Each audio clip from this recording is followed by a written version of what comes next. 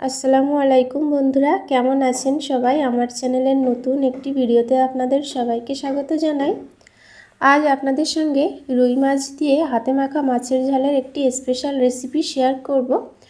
আর এই রান্নাটি করতে একদমই সময় লাগে না, চটপট বানিয়ে নেওয়া যায়। প্রথমে মাছগুলো ম্যারিনেট করে নেব। তার জন্য দিচ্ছি পাতিলেবুর রস, লবণ, গোলমরিচ গুঁড়ো। এবার একসঙ্গে খুব ভালোভাবে মাখিয়ে নিচ্ছি।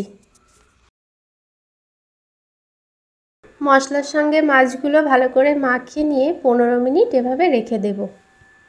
মাছ রান্নার জন্য এখানে পেঁয়াজ কুচি করে কেটে নিয়েছি, একটা বড় সাইজের টমেটো স্লাইস করে কেটে নিয়েছি, চেরা কাঁচা লঙ্কা, তার সঙ্গে আছে ধনেপাতা কুচি, আর একটা পেঁয়াজ গ্রেট করে নিয়েছি, আর আছে আদা রসুন বাটা।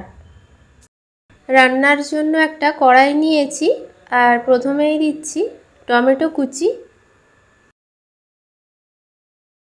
এবার দিচ্ছি স্লাইস করে কেটে রাখা পেঁয়াজ আর তার সঙ্গে চেরা কাঁচা লঙ্কা। এবার দিচ্ছি গ্রেট করে রাখা পেঁয়াজ, আদা রসুন বাটা, হলুদ গুঁড়ো, লবণ, জিরে আর ধনে গুঁড়ো। এবারে দিলাম সর্ষের তেল। সব উপকরণগুলো দিয়ে এবার একসঙ্গে হাত দিয়ে ভালোভাবে মাখিয়ে নিচ্ছি। এবার ম্যারিনেট করে রাখা মাছগুলো দিলাম। এবার একটু কাশ্মীরি লঙ্কার গুঁড়ো দিচ্ছি। মাছের সঙ্গে মশলাগুলো খুব ভালোভাবে এবার একসঙ্গে মাখিয়ে নেব। মাছের সঙ্গে মশলা খুব ভালোভাবে মাখিয়ে নিয়েছি, আর এখনই দেখুন দেখতে কত সুন্দর লাগছে। এখন পানি দেব না, এভাবেই গ্যাসের চুলায় বসিয়ে কিছুক্ষণ রান্না করে নেব। এবার ঢাকা দিয়ে দিলাম।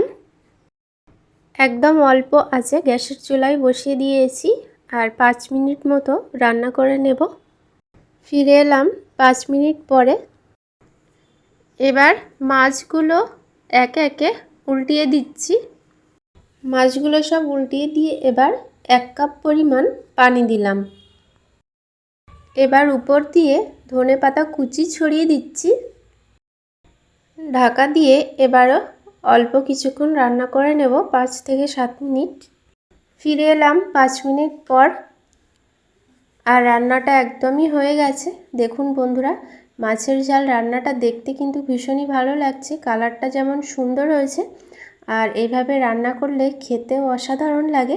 তো এই রেসিপিটি বন্ধুরা অবশ্যই আপনারা ট্রাই করবেন, আর আমাকে কমেন্ট করে জানাবেন আপনাদের কেমন লাগলো। আজকের ভিডিওটি এ পর্যন্তই। ভিডিও ভালো লাগলে লাইক করবেন, আর আমার চ্যানেলটি সাবস্ক্রাইব করবেন। সবাই ভালো থাকবেন, সুস্থ থাকবেন।